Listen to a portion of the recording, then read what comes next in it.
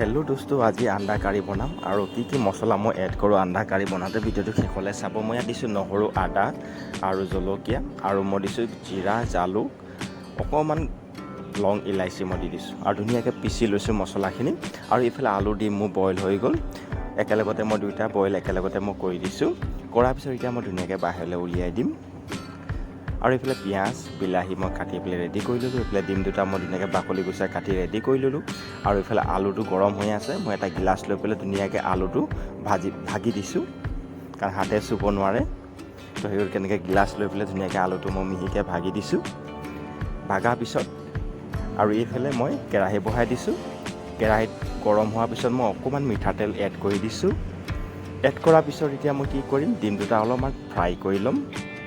একো নিদিলেও ডিম কালাৰ হৈ যায়। 2 মিনিট সময় ধুনীয়াকৈ ফ্ৰাই কৰি ল'ম ডিমটো।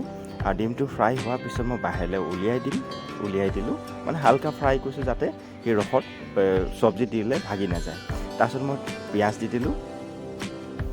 পিঁয়াজ দিয়াৰ পিছত অকণমান টাইম ফ্ৰাই কৰি মই পিঁয়াজটো ধুনীয়াকৈ ফ্ৰাই হোৱাৰ পিছত মই কি কৰিম, ইয়াত মই বিলাহী দি দিম। আৰু মই যেনেকৈ বনাইছোঁ এবাৰ আপোনালোকে খাই চাব যেনেকৈ বনাই। মই নিমখ দিছোঁ 1 চামুচ, কাৰণ বিলাহী দিয়াৰ পিছত নিমখ দিব, তেতিয়া কি হ'ব জানে, বিলাহীটো গলি যায় জলদি। নহ'লে বিলাহীটো কি হয়, ডাঙৰকৈ থাকি যায়। ধুনীয়াকৈ বিলাহীটো ফ্ৰাই হৈ যাব। ফ্ৰাই হোৱাৰ পিছত অকণমান মই হালধি পাউডাৰ দি দিছোঁ 1 চামুচ। 1 চামুচ হালধি পাউডাৰ দিয়াৰ পিছত ধুনীয়াকৈ বিলাহীটো ভাগি দিব লাগে, গুৰিকৈ মই ভাগি দিলোঁ। ভাগাৰ পিছত এতিয়া মই কি কৰিম, মছলাখিনি এড কৰি দিম।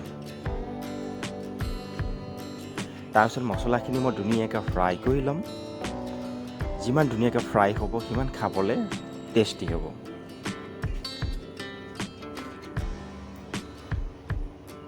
ফ্ৰাই হোৱাৰ পিছত মই কি কৰিম, এতিয়া আলুখিনি যিখিনি মই ভাগি থৈছিলোঁ সেই আলুটো মই এড কৰি দিম। এড কৰাৰ পিছত অকণমান ডাঠ হৈ আছে, মই ইয়াত অকণমান পানী দি দিম। গৰম পানী অলপ দি দিম, বা ঠাণ্ডা পানী দিলেও হ'ব, গৰম পানী দিলেও হ'ব।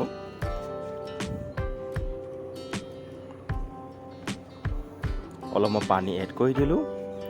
এড কৰাৰ পিছত যেতিয়া উতল আহি যাব, উতল অহাৰ পিছত মই ইয়াত কি কৰিম, ডিম দুটা মই দি দিম। এইফালে উতল আহি গ'ল, মই 2টা ডিম দি দিলোঁ। ৰাতিৰ সাজটো এইটোৱে আছিলে। মই ভাবিলোঁ কি আপোনালোকৰ মাজলৈ ৰেচিপিটো শ্বেয়াৰ কৰি দিওঁ, কেনেধৰণে আলু জোল ডিমৰ সৈতে বনাই পেলাই খাব পাৰিব। খুব এটা টেষ্টি হয়। ধুনীয়াকৈ উতল অহাৰ পিছত, আৰু এইফালে মই ল'ৰাটোৱে পোচ খাই বোলে, ধুনীয়াকৈ এটা ডিম ভাগি পেলাই মই তাক পোচ বনাই দিছোঁ। আৰু এইফালে মই ভাত আৰু ডিম জোল লৈ ল'লোঁ। ধুনীয়া লাগিছে, খাবলৈও খুব টেষ্টি লাগিছে। কাৰণ সদায় ৰাতি অলপ বেলেগ ষ্টাইলত মই খানা খাওঁ, সেই গতিকে আপোনালোকৰ মাজলৈ ভিডিঅ'বিলাক দি থাকোঁ। চ' আজিলৈ ইমানতে সামৰণি মাৰিছোঁ। জয় আই অসম।